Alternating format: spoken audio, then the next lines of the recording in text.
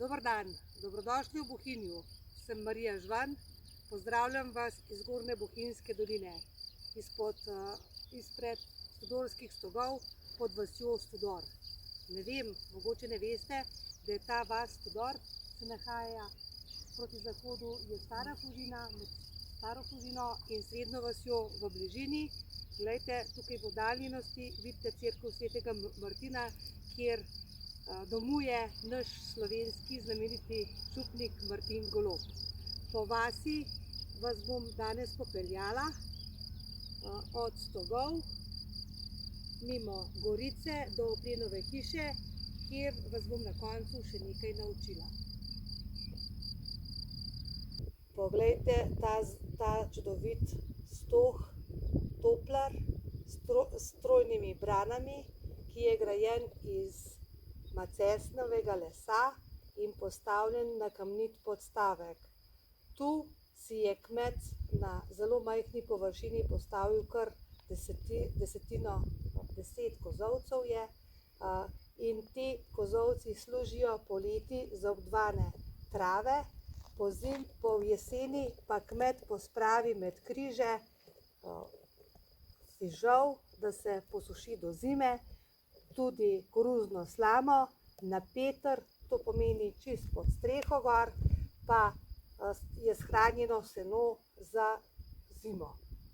Glejte, tale njiva je že nasajena s turšco, ušinov so že pohteli, so jo prav že posadili, pa prav strašil so nastavili. A mislite, zakaj so že te mreže? A ja, da ne bojo tel vran prileteli, pa čisto majhno turšco zaščitijo, da lepo lahko zrase. Pri nas jo imamo pa še v cicah, ampak zmeraj gledam tele gore, gledajte, koliko je še snega. In mislim, da moram kar en teden počakati, ta čas jo bomo pa doma urovkali in jo naslednji teden posadili, ker nam jo bo pa ostalo, jo bomo pa dali v mlin za turšno moko, da bomo lahko kakšne turšne žgance skuhali.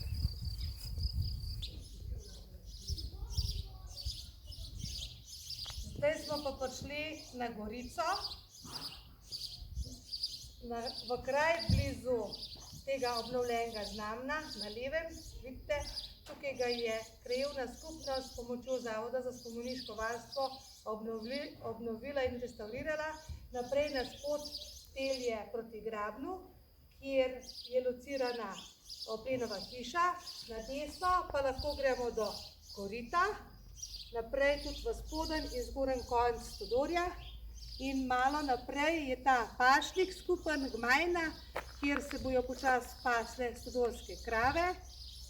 Prej so se pa pasli studorski jarci, ki grejo potem naprej v višje ležeče planine.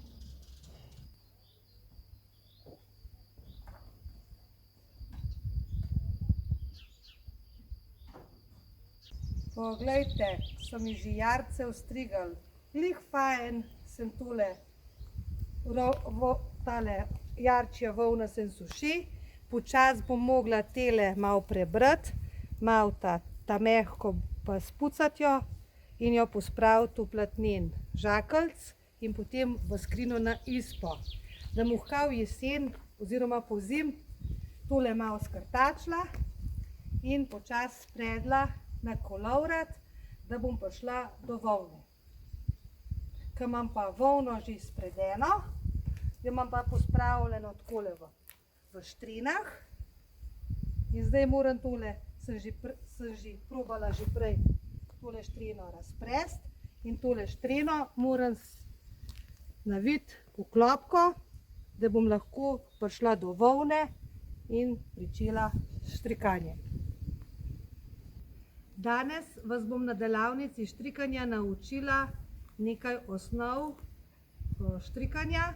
Za štrikanje potrebujemo volno, ki smo jo navili, jaz uporabljam to domačo volno, in pa štanjšce. Naučili se bomo nasnutja, kako se začne štrikati, in potem pa tudi levo in desno zanko. Nitko damo med prstanec in mezinec, takole v dlani, jo zavijemo dvakrat okrog kazalca in primemo s palcem. Zdaj vas bom naučila, kako se nasnuje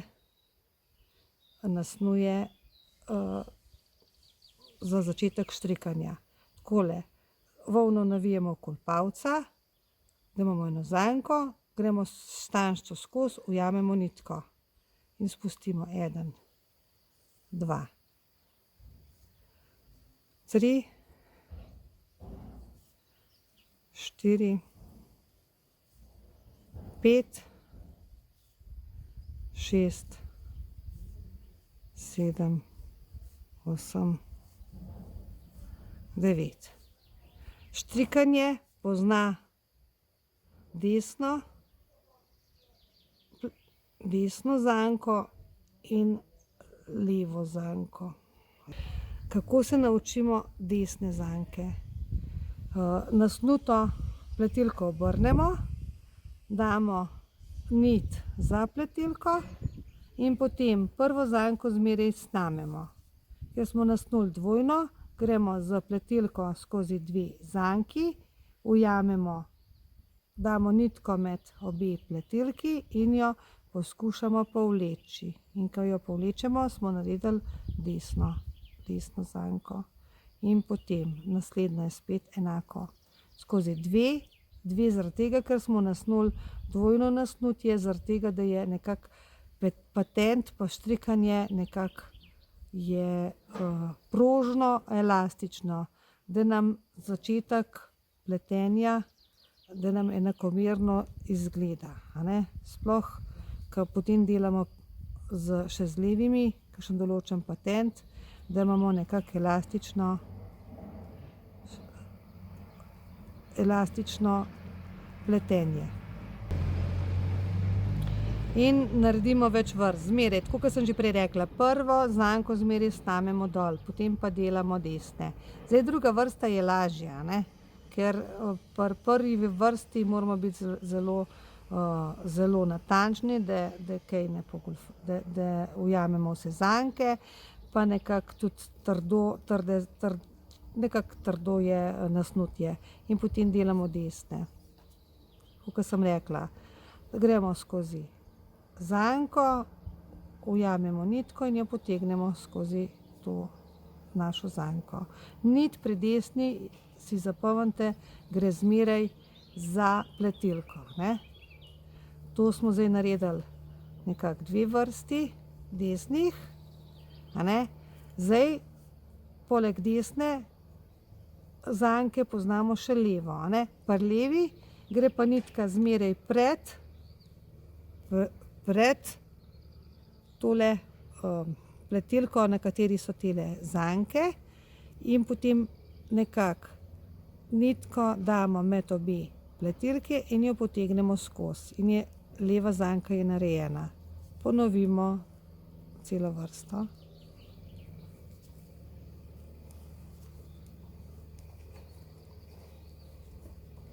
In vse pletenje nekako je osnovano s temi levimi in desnimi zankami. Delamo leve.